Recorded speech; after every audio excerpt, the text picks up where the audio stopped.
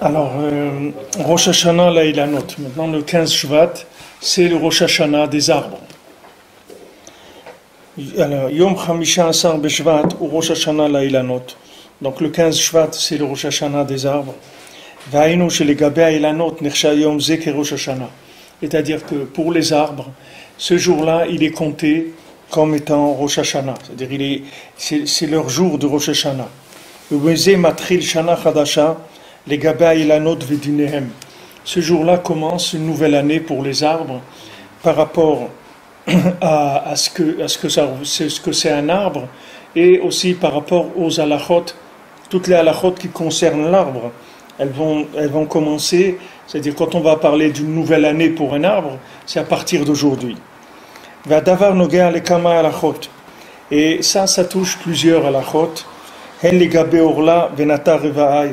C'est-à-dire que ça soit pour la orla, quand quand on a un arbre qui est nouveau, alors pendant les 3 premières années, on peut pas manger des fruits de cet arbre, parce que c'est la orla, c'est-à-dire que c'est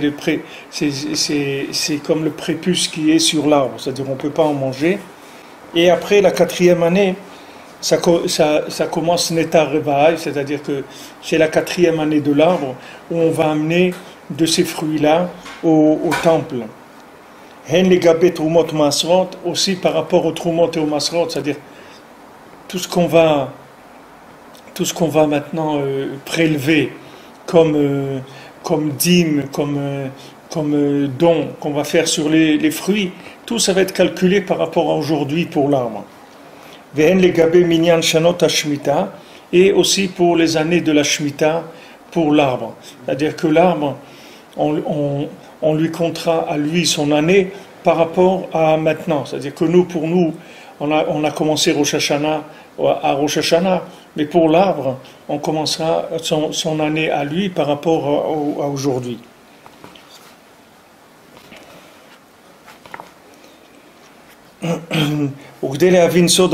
Pour comprendre le secret, qu'est-ce que ça veut dire cette chose-là? Pourquoi ce jour-là c'est le Rosh Hashanah des arbres?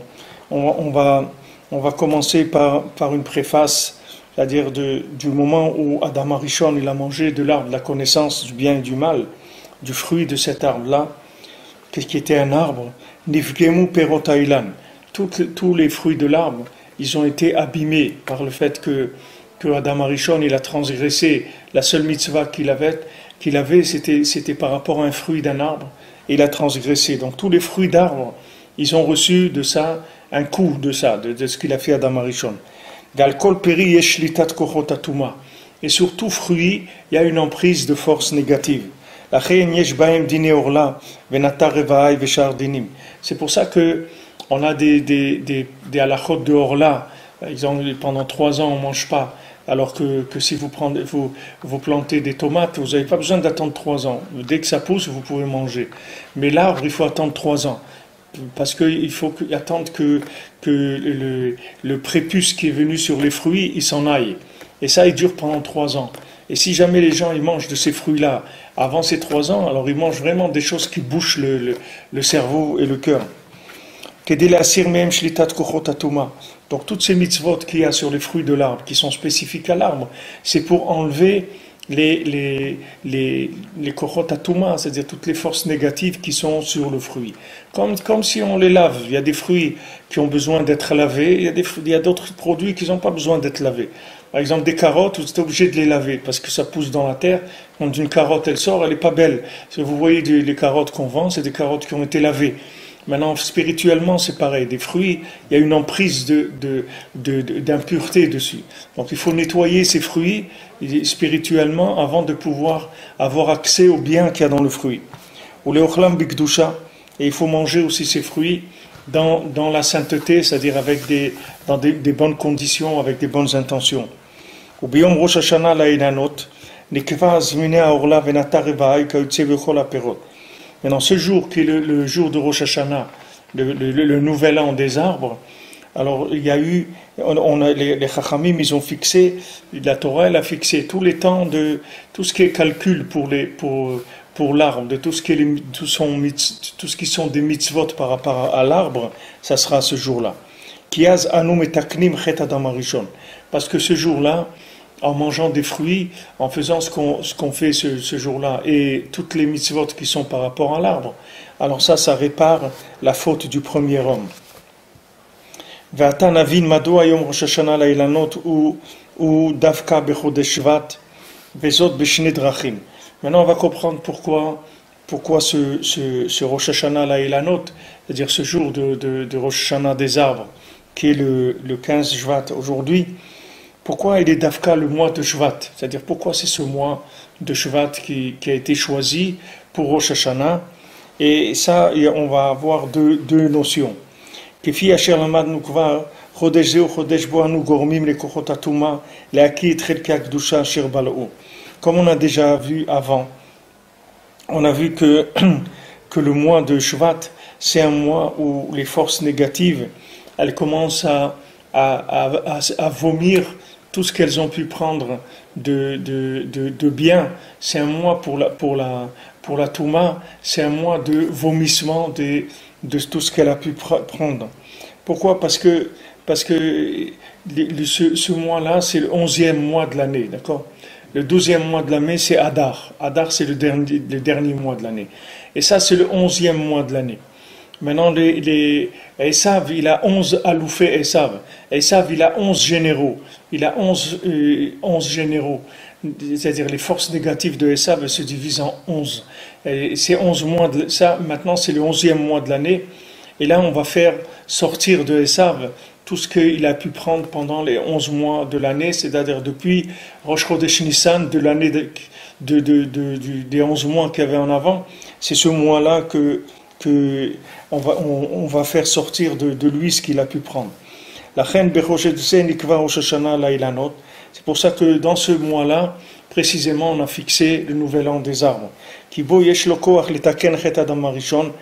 Parce que maintenant, toutes les clipotes de Esav, d'où elles tirent leur force, c'est de la faute d'Adam Arishon. Alors on répare la faute d'Adam Arishon par le fait que maintenant, on va avoir un rapport avec l'arbre, qu'on fait toutes sortes de tikkunim, de réparations sur les fruits de l'arbre. Avec ça, on va pouvoir réparer. Le oti et aperot mitachash litatatouma. C'est-à-dire, ce qu'on fait, c'est qu'on fait sortir les fruits de l'emprise de la Touma. C'est-à-dire, du moment où Adam Arishon il a fauté, il a fait passer tout le monde des fruits, tout l'univers des fruits, il l'a fait passer de côté négatif, il a donné une emprise négative. Alors la Torah nous a donné des réparations pour pouvoir récupérer ces énergies qui ont été déviées. Maintenant, le mois de Shvat, c'est là où il y a qu'il y a ce tikkun-là, cette réparation qui se fait de façon la plus forte. Bet me'achar shekol mahotam apnimi shel kochot hatuma yagava veyeshut. Maintenant, du fait que toutes les forces de la Touma, c'est que de l'orgueil et de la matière, c'est-à-dire de l'existence, c'est de l'ego et de l'orgueil. Et tous les fruits d'un juif, c'est l'humilité et la soumission. C'est pour ça le 15 Shvat, c'est lui qui fixe les halachot des armes. Parce que c'est un jour qui est propice pour sortir de l'ego et de l'orgueil. Comme on va l'expliquer un petit peu plus loin, c'est-à-dire comment il va expliquer plus loin. Alors comme sûrement qu'on on va pas arriver dans le texte jusque-là, alors je vais vous dire un petit peu de quoi il parle. Il va parler après. Que maintenant, si vous voyez l'arbre, comment il pousse là? L'arbre, on met une graine dans la terre, d'accord? Maintenant, une graine par rapport à un arbre, par rapport à un fruit, c'est rien du tout, c'est tout petit. Maintenant, cette graine-là, non seulement elle est petite par rapport à ce qu'elle va donner, c'est-à-dire quand on voit cette graine, on ne peut pas imaginer que cette graine elle va donner un tronc qui fait 20 ou 30 cm de large et qui va vers 5 mètres de haut. Quelqu'un, vous lui montrez une petite graine, vous dites, ouais, cette graine-là, ça va devenir quelque chose de grand comme ça. Difficile à imaginer. Après, maintenant, on prend cette graine-là, non seulement qu'elle est petite, on la met dans la terre. Elle dit, mais attends, mais déjà, moi je suis petite, tu me mets dans la terre. Dieu, maintenant tu vas aller dans la terre. Alors on met dans la terre, et dans la terre, elle va commencer à pourrir. Alors elle va commencer à crier au secours. Mais déjà, je suis petite, et maintenant tu me mets dans la terre, je suis en train de pourrir, qu'est-ce qui va rester de moi? Il dit, sois patient, attends, tu vas voir. Et au moment où maintenant elle a pourri, la graine, elle est presque complètement pourrie, à ce moment-là, il va commencer à pousser quelque chose qui va commencer à sortir une petite brindille de quelque chose, un tout petit truc vert, tout petit, et il va commencer à sortir. Et au début, c'est vraiment très fragile, très frêle, très léger. Et de cette petite chose-là, ça a commencé doucement à sortir une petite branche, un petit arbuste, et après un arbre. Et après, il va commencer à donner des fruits, des centaines de fruits tous les ans, etc., avec tout le goût, tout le parfum, toute la couleur, toute cette splendeur qui va sortir de là. Donc l'arbre, c'est vraiment, le fruit de l'arbre, c'est vraiment une leçon d'humilité. Et Rabbeinu, il emploie ça, c'est-à-dire Rabbeinu, il parle de ça. Il dit que sache qu'à chaque fois que tu vas avoir des moments difficiles, c'est des moments de baisse, de descente, les massés, on est en train de te planter pour te faire pousser. Comme quelqu'un, c'est dans le langage, ils disent les gens, il m'a planté. Il m'a planté. Et les massés, quand les gens disent il m'a planté, pourquoi il m'a planté? Ça veut dire que les massés, il m'a mis maintenant en bas, il m'a mis sous la terre. Maintenant, quand il m'a mis sous la terre, apparemment, comment je vais sortir de là? Je suis sous la terre. Déjà, je suis petit, je suis insignifiant. Et je suis sous terre. Et il dit, sois patient, tu vas voir. De toi, il va sortir maintenant un arbre, un tronc comme ça, avec des fruits extraordinaires. Mais sois patient, sois tranquille. Reste tranquille. C'est ça le message, si on veut, d'humilité qui nous passe par rapport à ces fruits-là qu'on va manger à Tou B'Shvat et par rapport au lien de Rosh Hashanah des arbres. C'est-à-dire ce Rosh Hashanah des arbres qui va nous donner une leçon d'humilité par la date, le fait que Hachem il a fixé le 15 Shvat, mais aussi par rapport à tout ce qu'on va faire ce jour-là, qu'on va donner un honneur aux fruits comme ça, d'avoir beaucoup de fruits et de faire la bracha sur ces fruits. On a l'habitude, on a minhag de faire de manger au moins 15 fruits et de faire des 15 Shira Ma'alot qu'il y a dans le Tehillim. À la fin du Tehillim, dans le Tehillim de Shabbat, le Tehillim de Shabbat, il commence par des Shira Ma'alot, il y en a 15. On a l'habitude de manger un fruit, de dire un Shira Ma'alot, de manger un fruit, de dire un Shira Ma'alot. C'est un minhag de faire comme ça. Alors maintenant, ce jour-là, le jour du 15 Shvat, c'est le jour du milieu de la dernière Tkoufa, c'est-à-dire c'est la moitié de la dernière saison de l'année. C'est-à-dire l'année, elle se sépare, elle se divise en 12 mois. D'accord ?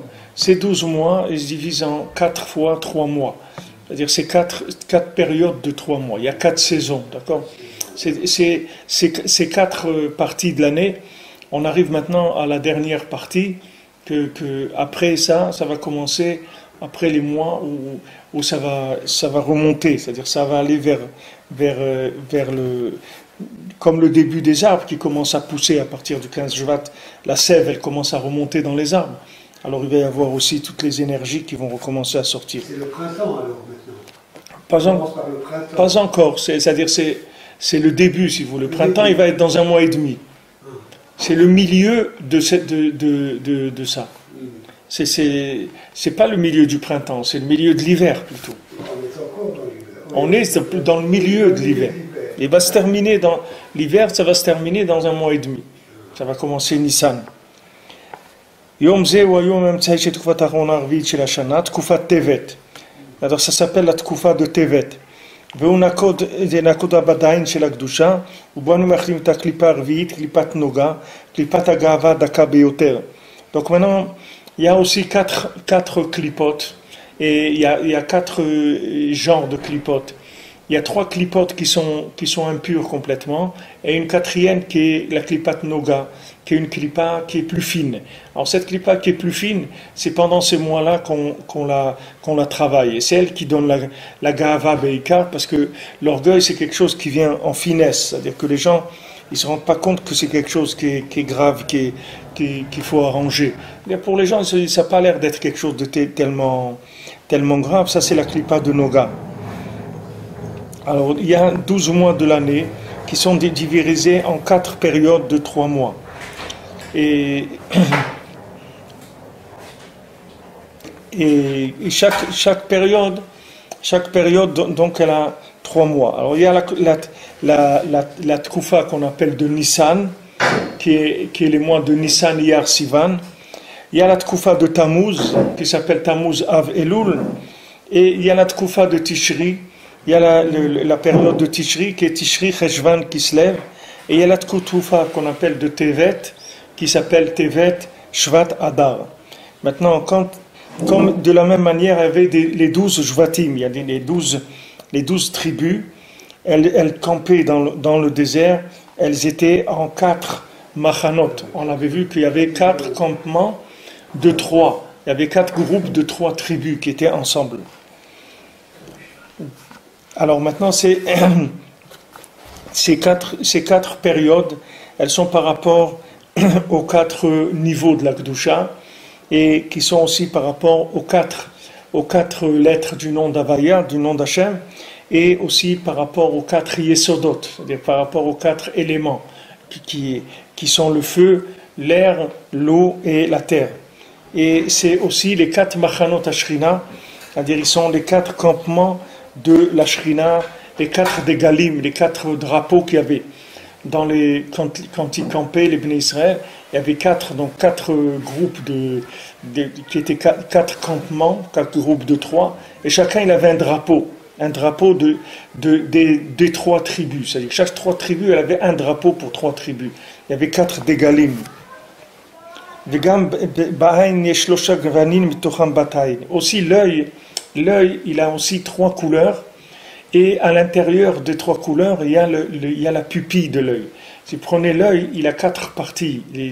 C'est-à-dire, c'est comme le mot Shabbat. Quand on dit Shabbat, c'est Shin, Bat. C'est-à-dire Shin, il a 3 branches. C'est les 3 couleurs de l'œil.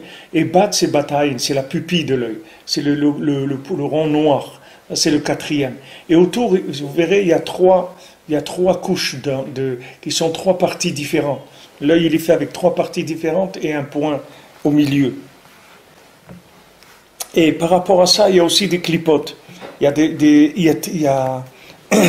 a 3 clipotes qui sont complètement tamées. Et il y a une 4e clipa qui s'appelle Noga. Et que cette clipa Noga, elle est par rapport à la pupille de l'œil. Alors maintenant, tout le principe de la Kedusha, il vient de l'humilité et de la soumission à la lumière infinie, c'est-à-dire à Hachem. Et d'un autre côté, toute la Touma, elle vient de la Gahava, elle vient de l'orgueil et de la Yeshut, c'est-à-dire le fait de matérialiser les choses, c'est-à-dire c'est ça toute la Touma. Et par rapport à ça, on va voir ce que Rabbeinu il dit par rapport aux 4 niveaux d'humilité. Alors dans l'humilité, il y a 4 niveaux aussi. Il y a de ne pas s'enorgueillir par rapport aux gens qui sont plus grands que nous.